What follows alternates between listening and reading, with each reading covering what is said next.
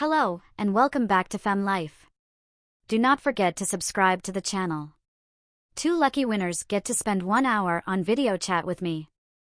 The sleepover party was meant to be a usual evening of laughter, films, and delicious pizza. However, unbeknownst to them, their friend Kathy had a surprise in store. She had invited all 5 of them to her parents' holiday house, which had a spooky reputation of being haunted. The atmosphere was buzzing with excitement as they squeezed into her SUV, completely unaware that they were about to experience a night that would stay with them forever. When they reached the remote cabin, Kathy surprised everyone with her true intentions. She had organized a cross-dressing party. She had bought a selection of women's clothing and accessories in secret, stashing them in the cabin's numerous closets and drawers. Excited to join in the fun, the 4 girls wasted no time shedding their own outfits and trying on the sexy lingerie and dresses. However, when the moment arrived for the 5th and ultimate costume reveal, the situation took a scandalous twist. Kathy's companion, who everyone recognized as a charming and manly individual, unveiled himself wearing an elegant lace bra and panty set, a fancy apron, and a voluminous wig. The expressions of astonishment and terror on their faces were undeniable.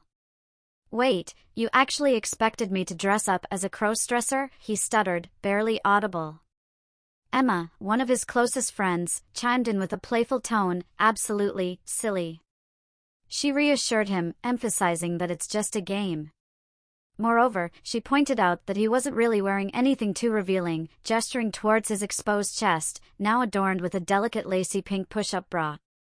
As a result, a blush of warmth spread across his cheeks, making him feel a tad embarrassed. "Oh, by the way," chimed in Jessica, another friend, "you do look somewhat adorable in that attire, don't you think?" Her smile was filled with sweetness, but her words dripped with sarcasm. The rest of the girls nodded in unison, their faces contorted into smirks. The male friend's stomach churned as he came to the realization that there was no way out of this devious game they had plotted for him. Against his objections, the 4 girls decided to enhance their friend's femininity. They painted his nails with a delicate pink hue, put makeup on his face, and even placed a frilly bow around his neck. Throughout the process, he couldn't shake off the increasing feelings of embarrassment and shame. However, the most dreadful part was still ahead.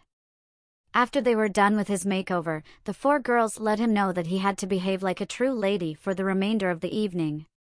They instructed him to sit with crossed legs, taught him the art of walking in high heels, and even had him practice curtsying. Throughout the whole ordeal, he could feel the blush of embarrassment warming his cheeks. The evening went on, and the friends gathered to enjoy a horror movie. While they chuckled and shrieked at the scary scenes, the guy friends started to question if it was all a cruel prank. Looking at the girls, who were now laughing at him, he felt a mix of frustration and disappointment. Despite his feelings, he realized he was stuck in this situation with no way out. As time passed, the drinks started flowing and the girls grew more lively. They challenged him to perform different feminine roles, making him walk confidently like a runway model or laugh flirtatiously at everything they said. The male friend felt embarrassed, but he obeyed their requests, fearing that saying no could escalate the situation. At last, fatigue took over, and the group made their way to their sleeping bags. The 4 girls chuckled and murmured to each other while tucking themselves in, obviously reveling in the control they had over their friend. The male friend, feeling lonelier and more alienated than he had ever felt, curled up in a ball and shut his eyes tightly, hoping to drown out the teasing and giggles that surrounded him.